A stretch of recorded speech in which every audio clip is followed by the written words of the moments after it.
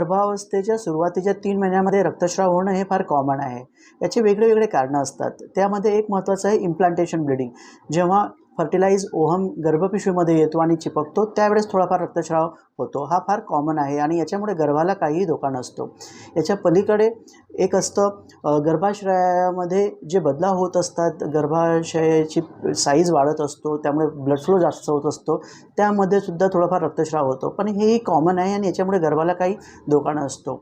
जो गर्भ आहे आणि वर याच्यामध्ये जी वॉल असते इथं थोडंफार कधीतरी रक्त जमा होऊन जातं. त्याला म्हणतात सबकोरॅनिक हेमॅटोमा. जर ते थोड्या प्रमाणात असेल आणि उपचार जर वेळेवर केलं तर याच्यामुळे गर्भाला काही त्रास होत नाही. दुसरं अजून एक असतो किंवा थ्रेटन्ड अबॉर्शन. यामध्ये पिशवीचं तोंड थोडं उघडायला सुरुवात होऊन जाते आणि रक्तस्राव थोडा जास्त प्रमाणात असतो. परंतु वेळेत जर दवाखान्यात गेलेत तर इथंसुद्धा उपचार केल्यानंतर गर्भ वाचवता येतो. आणि अजून एक प्रकार असतो एक्टोपिक प्रेग्नन्सी. त्यामध्ये गर्भ हा गर्भपिशवीत नसतो पण गर्भपिशवीच्या बाहेर नळीमध्ये असतो. अशा